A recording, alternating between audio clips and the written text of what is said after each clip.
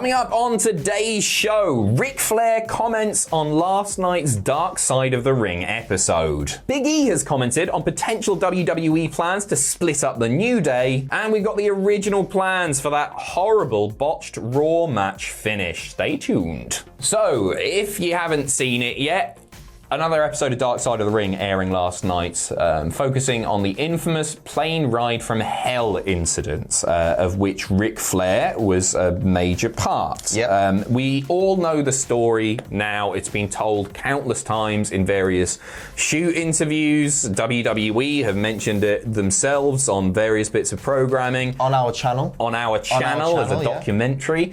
And it's one of those sort of infamous bits of wrestling history. They've done a full, almost hour-long documentary on it. Well worth a watch. Mm-hmm.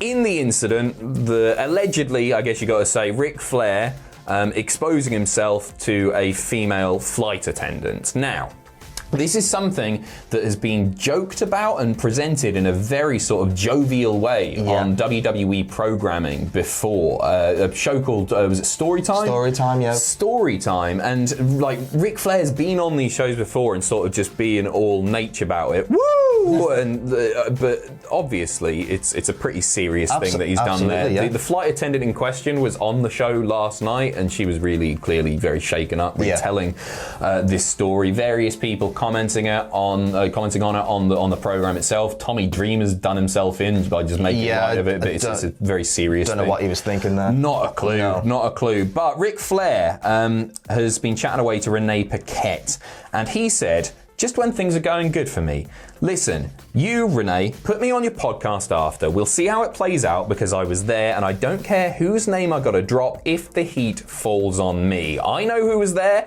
and what and who and what took place. I know the whole story." So these comments were before the episode aired. You've got to imagine that Ric Flair is not a very happy boy now, just because of the things that were said and shown on last night's show.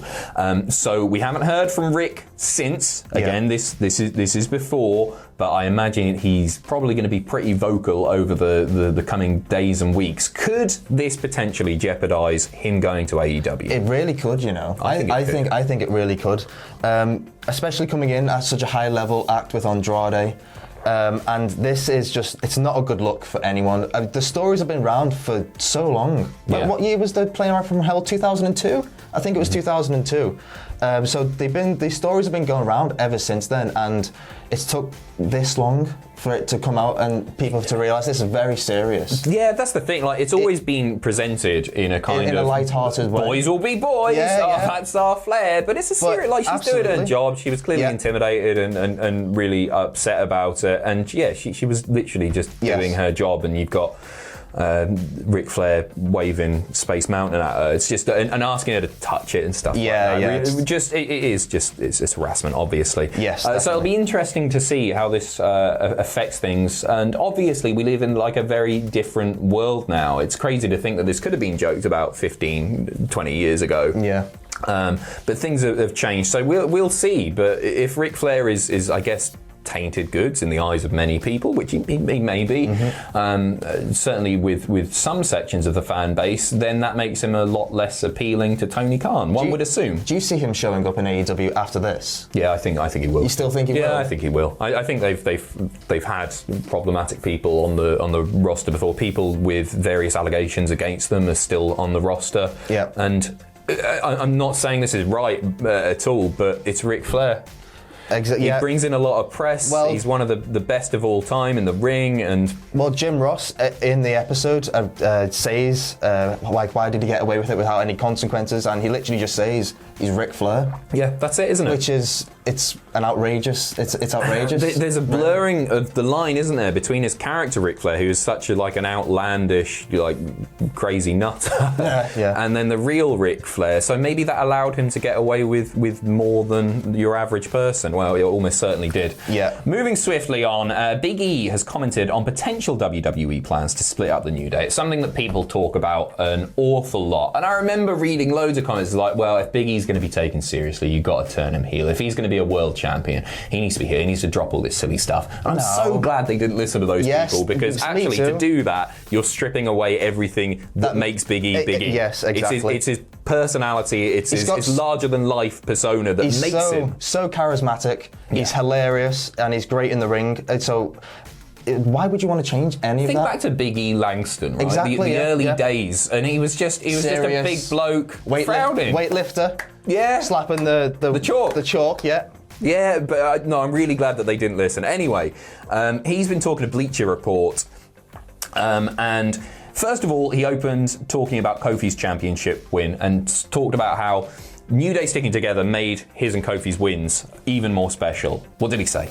He said, "There are so many other routes to go that I think would work. If we listened to people, or people got their way years ago and we broke up, Kofi obviously still would have deserved his championship run, but we wouldn't have been able to tell that story in the same way. I think beyond our selfish desire to be together because we love being together and we love each other, I think it gives you more options now." And he continued, "We got to tell this story of brotherhood.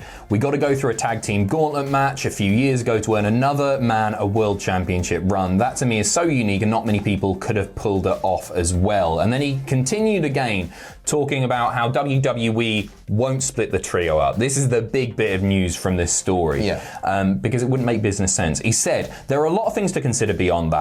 It doesn't make a lot of sense. We're talking the end of the New Day podcast and all the opportunities we're currently in, all the future opportunities. I think we're a really unique group, not to pat ourselves on the back too hard, but I don't think you see three guys who are as talented as we are, who are as close as we are in this business, that aren't related, that for 7 years, and we're not annoyed with each other, we're not at each other's neck. They still love each other, right? Aww. I don't know why you'd waste all of that to do a simple turn on each other. And then what, in 6 months? You've broken up in 6 months. It doesn't make much sense. Don't hold your breath. It's over. Let it go. Let all of that stuff go, because it's not on the Thank good. God. No, good. I really, like, people have said that at various points throughout the New Day's career, they've gotten maybe a little bit stale. I've personally never really felt that. I think there have been peaks and troughs for sure, because they're not going to be at the top the whole time, and that's really the way it should be. But them three together, I can't think of anyone else who's had that sort of chemistry as a unit. No, not a chance. I'm so glad that they haven't gone down the route of breaking them up, because the whole, let's just eliminate the Big E recent title run. The whole storyline with Kofi worked because it was the Big E and Xavier fighting for Kofi's chance. Yeah. That whole story was played out perfectly. Vince put a stack in the odds against them. Yep. None of that would have happened. Kofi obviously, and Big E and Xavier, I would love to see them all getting big title runs. Big E obviously champion now. But it works because they're together. Yeah. And their highs and lows that they have been on in the recent years have usually been depending on like how Vince has been booking the tag team division at that time. Yeah. So like if there's a bit of a low with the New Day and they're not as standing out like they usually do, it's usually just because the tag team division at that time, there's nothing really going on. For sure. He's totally right in saying that if you were to break them up, you're going to get a program, you're going to get 6 months out of it. Well, one of them's going to be heel and not get to do the funny stuff that makes them them. But where do you go after that? I think they would just get cold feet anyway and just put them back together. So what's the point? I like the fact that they've stuck together, because it feels like a real thing. Like, too often we complain about tag teams breaking up too quickly, and it really is a problem, especially in WWE. So I like the fact that they've stuck with them, and I'm still entertained every time they're on the screen. It was very emotional. Definitely, and their podcast is amazing. Oh yeah, the podcast is brilliant, and I recommend that everyone listens to it. So definitely, fingers crossed they never split up, as Big E says. It's not on the cards. Thank God for that. Yeah, I hope so. Because they're brilliant. They're brilliant. They really are. Let's see if Xavier gets his moment. Do you reckon he will? I'd love to see it. I would love. That's all he wants, isn't it? All, yeah, I think he'd be happy with that. No, I think that's a realistic. He's hosting G4. He's got his YouTube channel. Yeah, he's happy. He's just give him King of the Ring. Speaking of Raw, though, the awful botched ending on the show. We talked about it absolutely loads. We got a bit more insight now from the Wrestling Was Over radio once again. It's being said, Tamina was supposed to win that match. That's why the ring announcer said the winner, Tamina. Oh. If you watch... what are the odds of that? Who'd have thunk it? When the match ended, it was Tamina's music that played, not Nikki's music, and the ring announcer got the wrong call. What happened was the ref botched the call. Tamina kicked out and the ref did not see her kick out and called it like a shoot. She totally kicked out. The ref backstage just said, I didn't see it, and was apologetic and everything like that, but it was the ref's fault. He did blow the call. So a bit of confirmation there. I mean, you got to feel a bit sorry for the referees here because they're in a difficult position in that they've been told to call these matches like a shoot. So if they think the shoulder's down for 3, you make that count. But at the same time, that leaves them in a position that's just like, okay, he didn't see it, and that's really unfortunate. That sucks for him. Everybody makes mistakes. Hopefully, hopefully the referee doesn't get punished. Yeah, that would be the worst thing to happen from this. It was awkward as hell. It was. Mistakes happen, right? It was Nikki's face after she won, because obviously she wasn't expecting it, so it was like a bit of shock and a bit of like, I need to act like I'm happy to have won here. Yeah. But I do feel bad for the ref. It was a very awkward finish, as we've spoke about on previous news videos. So now we know the real reason why. There you go. Vince McMahon's involvement in the first NXT 2.0 broadcast has been revealed. A lot of people assuming that Vince was going to be backstage overseeing the whole thing, but it appears that is not the case. Wrestling Observer Radio once again. Shawn Michaels was running the show because Triple H was obviously not back. We send our best to Triple H, of course. Yeah. Probably won't be back for a while. So Shawn was running it. Kevin Dunn was there. No Vince, no Pritchard. Vince did review the script of the show. He was involved in the creative of the show, but not there, and he was not like the key guy or anything. So it's interesting to note that Shawn Michaels running things backstage. It looks like when Triple H is ready to come back, the Triple H might be involved there in some capacity.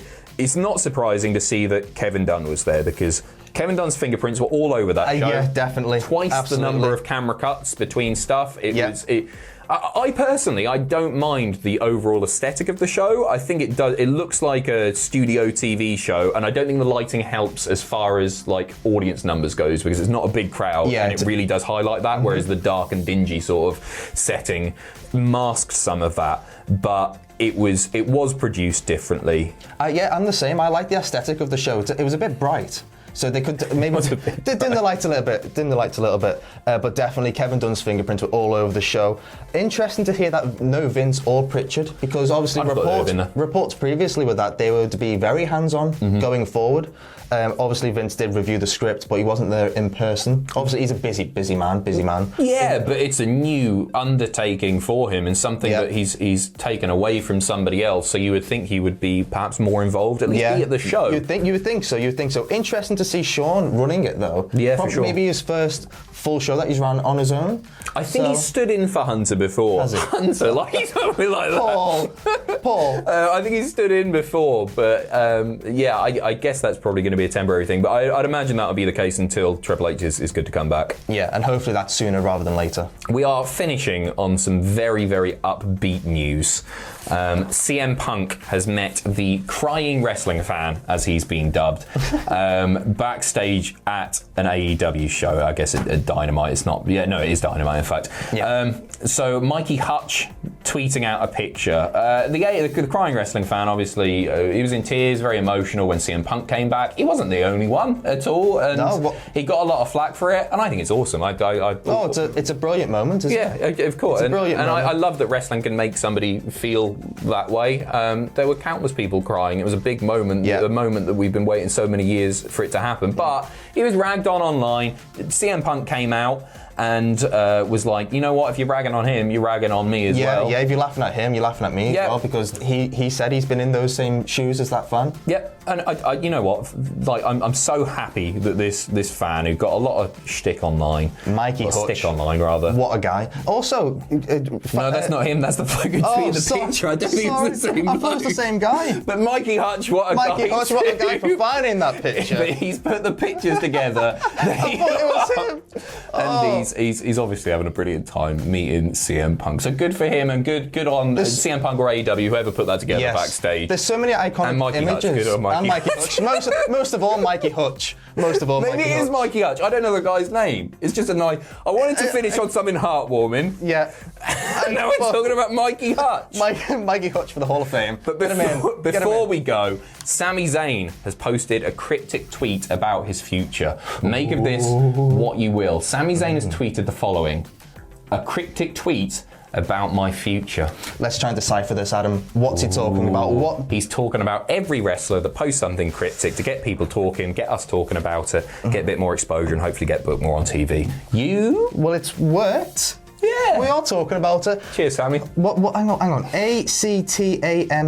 What promotion is that? There's not even a W, rather. Athletic. Cinematic. Trampoline. Thanks for watching. All the best. Thank you. Bye. Thanks for having me on, Adam. No problem. Mikey Acho.